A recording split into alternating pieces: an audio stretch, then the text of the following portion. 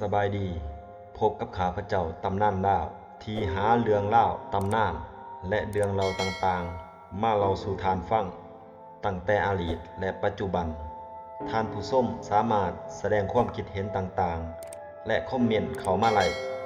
อยากจะฟังหรือหูเรื่องเล่าวตำนานใดตำนานลาวจะหาทุกๆคำถาม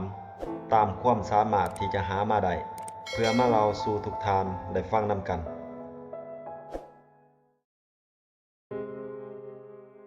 คนลาวต้องจารึกไว้ผลงานยิ่งใหญ่ของพระเจ้าฝ่างมมหาราช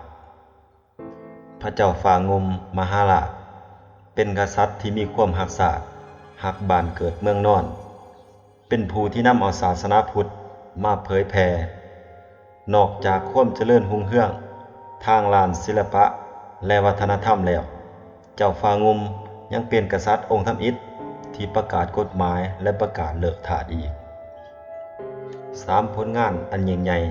ที่คนลาวต้องจารึกไว้ผลงานอันยิ่งใหญ่ที่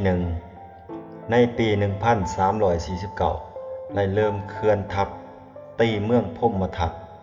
ซึ่งเป็นศูนย์กลางของแคว้นหรือเมืองหลวงสันนิษฐานว่า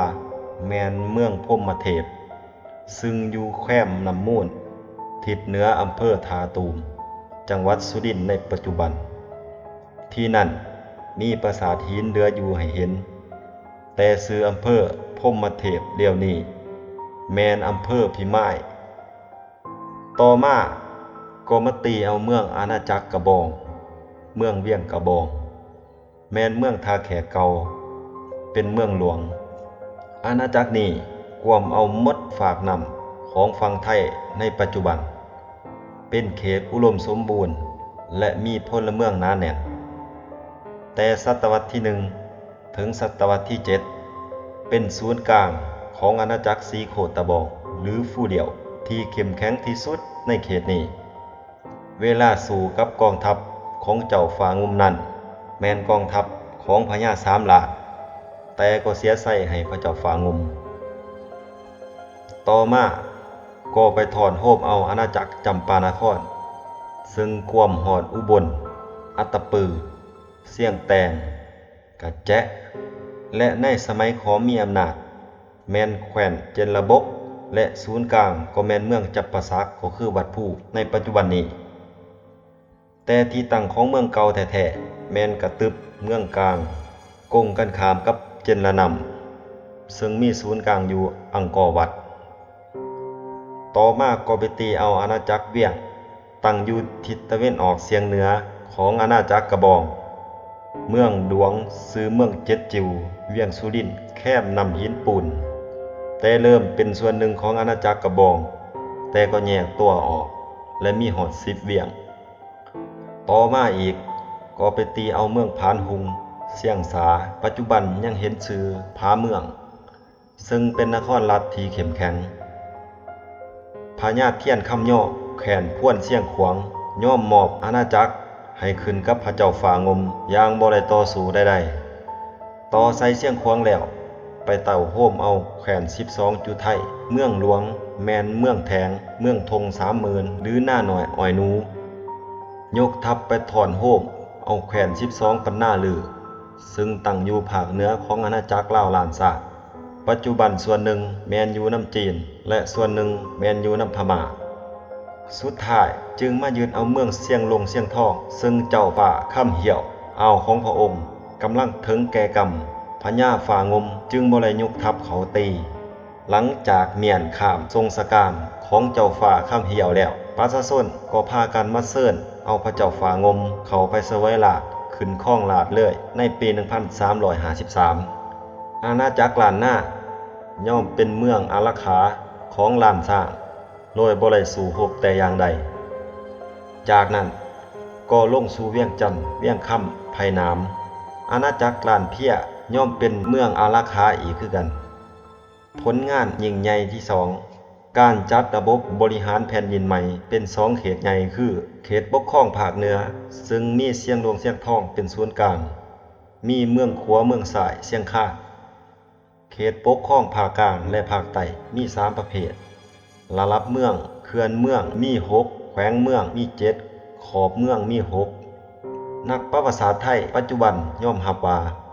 อีสานส่วนหนึ่งของลาวมีอำนาจของลาวสมัยบูฮานควบคุมบริเวณสากลนครและโคราชบางส่วนฉะนั้นการตั้งหลักแหล่งของลาวสมัยก่อนจึงเป็นเรื่องปกติเพราะเท่ากับอยู่ในดินแดนของตนมาแล้วเมื่อคนอีสานบูฮานเคลื่อนย้ายไปอยู่ที่อื่นเช่นไปก่อตั้งแคว้นโคไทยพวกใหม่เข้ามาอยู่แทนก็คือลาวแต่หลักฐานเก่าเท่าที่พบขณะนี้จารึกลาวและระบุจุลศักราช712กงกับคศ